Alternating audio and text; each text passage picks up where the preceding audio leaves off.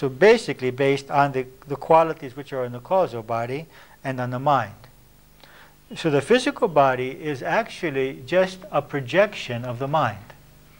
And that's why if we begin to think differently, our health can change completely, and even our appearance.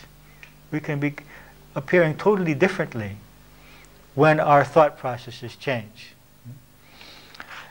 Now, let's look at this in terms of life and death. So we have this spirit which is eternal. Excuse me. And then we have the causal body and the higher intellect, which we'll call the soul, which continue to exist even between incarnations. On incarnation, what happens? The qualities, the energy of the spirit, or the consciousness of the spirit, projects through the causal body and the higher intellect beyond the aperture of life, creating in the physical world the appearance of a physical being, which is comprised of a mind, an energy body, and a physical body. When so-called death happens, what happens? This consciousness is drawn out of the body, out of the mind, and continues to exist now on the other side of the aperture. The soul continues to exist. The only thing that has changed is that the projection into physical reality has ceased to be. So it's a whole process of projection into physical reality, withdrawal from physical reality, projection again, withdrawal again, and this is what we call life and death. Nothing is happening to the spirit, and the causal body is simply undergoing changes in each of these projections as we in the physical world go through experiences in which we learn. As I learn, as I change my personality, I change my character, those changes are recorded in the causal body. And so on the next projection, I am projecting these new qualities, and there is an evolutionary process.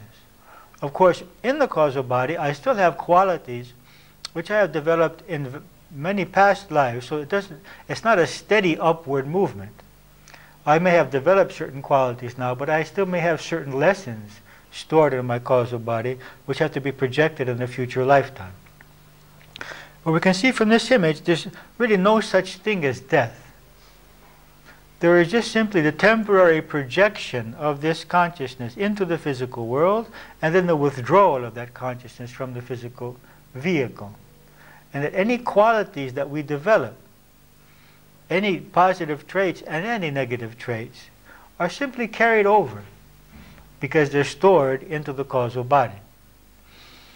The whole purpose of life is to cleanse these lenses, to remove from them the ignorance and the inertia which exist on them, so that this light of the spirit is able to pass into the physical dimension uninhibited.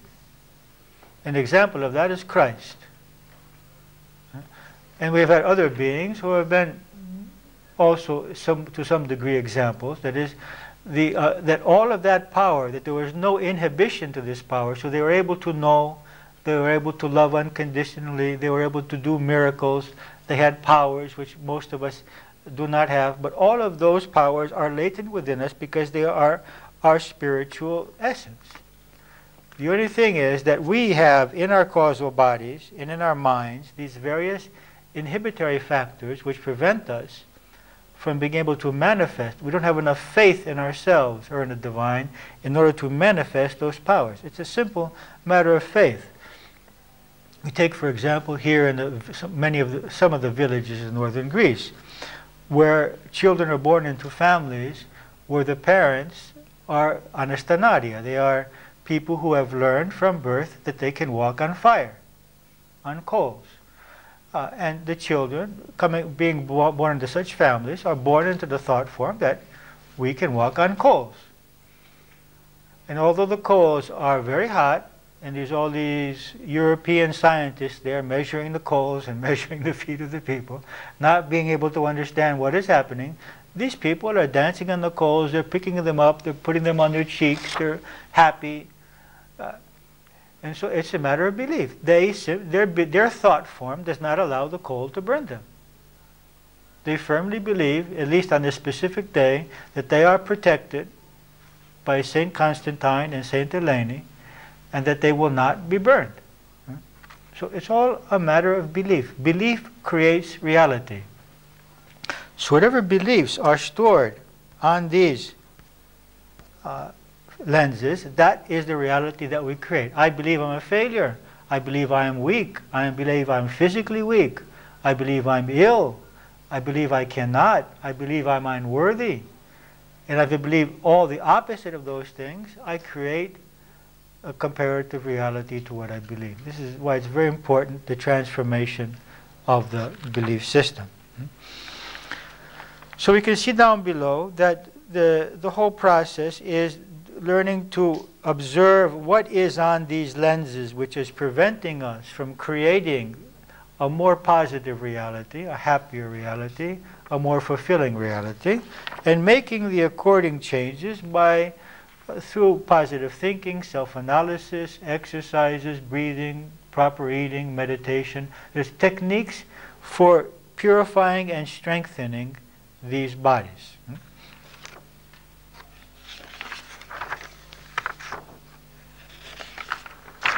Now look at the image on the back of that page. Now what we have here is the same concept but employed universally. So we have in the center the God, the universal consciousness, and around that you see a number of going outward, a number of like filters, which are, it says CB, causal body, HI, higher intellect, mind, energy, and physical body. And you see, so the idea here is that in the center there is this divine consciousness, and all beings that we see around us are beings which contain these 5 bodies. But they're all getting their energy, they're all getting their existence from one center of consciousness. So each of us is an expression of this one universal consciousness, which we discussed last week, which is flowing through these 5 different bodies and appearing differently in the physical realm.